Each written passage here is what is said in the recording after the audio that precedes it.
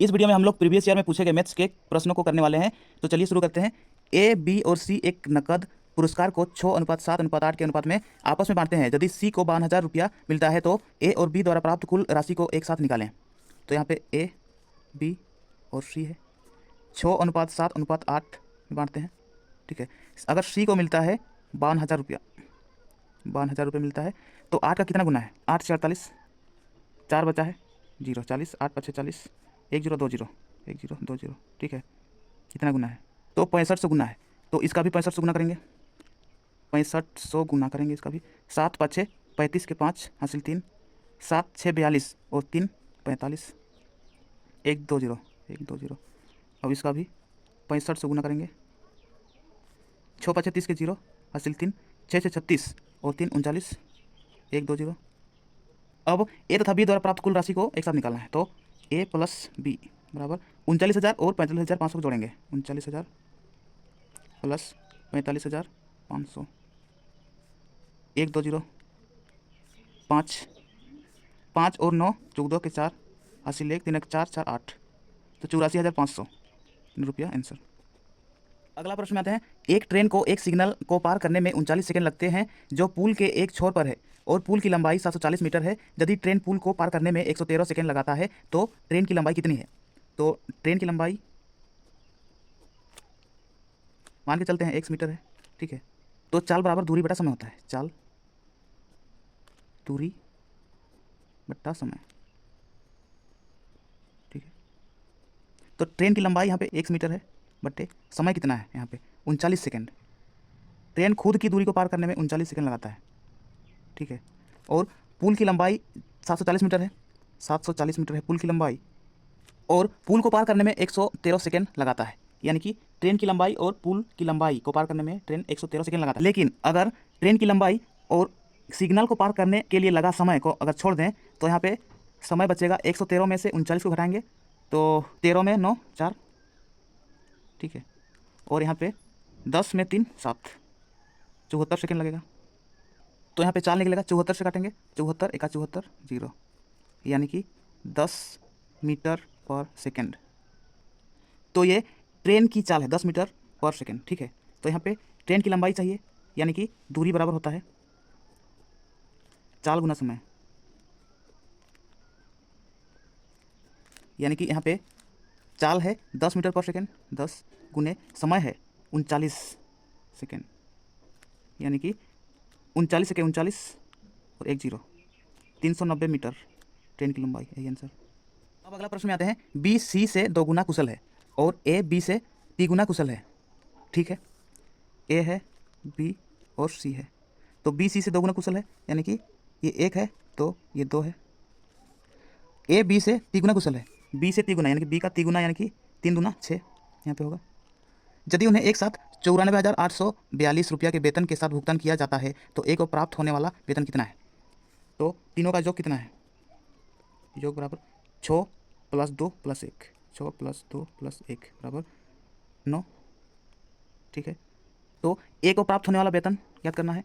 तो ए बराबर ए का भाग है 6 बटे 9 गुने 94,842, 94,842। ठीक है, 9 से काटेंगे, 9 1 9, 9 5 6 45। ठीक है, 3 बचा है, 9 3 27, 9 8 72। तो 6 से गुना करेंगे, 6 8 48 के 8 हासिल 4, 6 3 18 और 4 22 के 2 हासिल 2, 6 5 30, 2 32 के 2 हासिल 3, 3 होगा, 6 1 6, यानी कि 63,228 रुपया एक का भाग है आंसर। अगला प्रश्न में आते हैं। एक राशि को 12% प्रति वर्ष की साधारण ब्याज दर पर निवेश करने पर 5 वर्ष के बाद 3900 रुपया का ब्याज प्राप्त होता है। निवेश की गई राशि ज्ञात कीजिए। तो यहाँ पे ब्याज गुना 100, ब्याज गुने 100 बराबर होता है मूलधन गुना समय गुना दर। ठीक है, तो ब्याज है 3900 गुने 100, मूलधन है ये पता नहीं है तो इसको मूलधन रहने देंगे, गुने समय है 5 वर्ष, 5 गुने दर है 12%, 12। ठीक है, अब 12 से काटेंगे, 12 1 का 12, 12 3 36, 3 बचा 0, 12 दूना 24, 6 बचा 0 60, 12 25 60। ठीक, 5 से काटेंगे 5 6 30, 2 बचा 5 25, 5 से 5 25, यानी कि मूलधन बराबर 65 को 100 के साथ गुना करेंगे तो 6500 रुपया, ये आंसर। अगला प्रश्न में आते हैं, दो संख्याओं का लघुत्तम समवर्तय 182 है और उनका महत्तम समवर्तक 13 है। एक संख्या 13 दी गई है तो दूसरी संख्या ज्ञात कीजिए। तो पहली संख्या गुना दूसरी संख्या बराबर होता है लघुत्तम समवर्तय गुना महत्तम समवर्तक।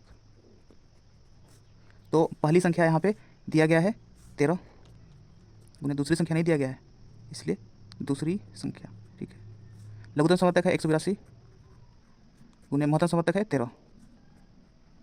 13 से 13 को काट देंगे तो दूसरी संख्या है 182, यही आंसर। अगला प्रश्न में आते हैं, यदि x का क्यूब भाग है 14 बराबर 1568 हो तो x का मान निकालें। तो x क्यूब भाग मतलब बट्टा 14 बराबर 1568, एक्स क्यूब बराबर 1568 गुने 14, 14 अठे 112 के 2 हासिल 11, 14 6 84, 84 और 11 होता है 95 के 5 हासिल 9, 14 5 70 और 9 79 के 9 हासिल 7, 14 का 14 और 7 21। ठीक है, एक्स क्यूब। एक्स बराबर, जब क्यूब को बराबर के उस पार लाते हैं तो घनमूल में चेंज होता है। ठीक है, 21,952। अब 21,952 का घनमूल करना है। ठीक है, तो यहाँ पे 3 का जोड़ी बनाना है सबसे पहले, तो 952 और 21 का जोड़ी नहीं है तो 21 को अकेले रखना है। अब यहाँ पे इकाई अंक है 2, तो किस संख्या का घन करने से इकाई अंक 2 आता है। तो यहाँ पे 8 का घन करने से इकाई अंक 2 आता है, क्योंकि 8 का घन होता है 512, इकाई अंक 2 आता है। ठीक है, अब 21 के लिए किस संख्या का घन करें कि 21 से अधिक ना हो। तो 2 का घन करना है, 2 दूने 4 दूने 8। ठीक है, अगर 3 का घन करते हैं तो 27 होता है। ठीक, इसीलिए 2, यानी कि x बराबर 28, यही आंसर होगा। अब अगला प्रश्न में आते हैं, यदि रूट अंडर 155 माइनस एक्स बराबर रूट अंडर 135 प्लस रूट 81 हो तो x बराबर व्हाट। ठीक है, तो रूट अंडर 155 माइनस एक्स बराबर, अब 81 का वर्गमूल होता है 9, 9 प्लस करना है 135, 135 में 9 को जोड़ेंगे तो 9 5 14 के 4 हासिल 1, 3 और 1 4 1। ठीक है, रूट है। अब रूट से रूट को काट देंगे तो 155 माइनस एक्स बराबर 144, एक्स बराबर, ठीक है, माइनस को बराबर करेंगे 155, फिर बराबर के उस पार जाएंगे तो प्लस है तो माइनस लगेगा 144, एक्स बराबर 5 में 4 घटाएंगे तो 1 बचेगा, 5 में 4 घटाएंगे तो 1 बचेगा, 1 में से 1 घटाएंगे तो 0 बचेगा। ठीक है, तो x बराबर 11, यही आंसर। अब अगला प्रश्न में आते हैं, एक चतुर्भुजाकार मैदान की भुजाओं का अनुपात 2:3:4:5 है और परिमाप 490 सेंटीमीटर है। सबसे छोटा भुजा का मान ज्ञात करें। तो यहाँ पे मानते हैं चतुर्भुज के चारों भुजाओं का मान है 2x, 3x, 4x और 5x। यहाँ पे परिमाप दिया गया है 490, तो परिमाप 490 है सेंटीमीटर। तो परिमाप मतलब होता है चारों ओर का माप, यानी कि चतुर्भुज के चारों भुजा को जोड़ेंगे 2 3, तो 2x plus 3x plus 4x plus 5x बराबर 490। ठीक है, 5 4 9 3 12 और 2 14, x बराबर 490। ठीक है, 7 से काटेंगे, 7 दूना 14, 7 7 49 1 0, यानी कि 2 तिया 6 1 बच्चा 0 10 2 5 10, x बराबर 35 सेंटीमीटर। ठीक है, तो यहाँ पे सबसे छोटा भुजा का मान ज्ञात करना है। सबसे छोटा भुजा है 2x, यानी कि छोटा भुजा 2x, 2 गुने x का मान है 35, 35 दूना 70, तो 70 सेंटीमीटर आंसर होगा।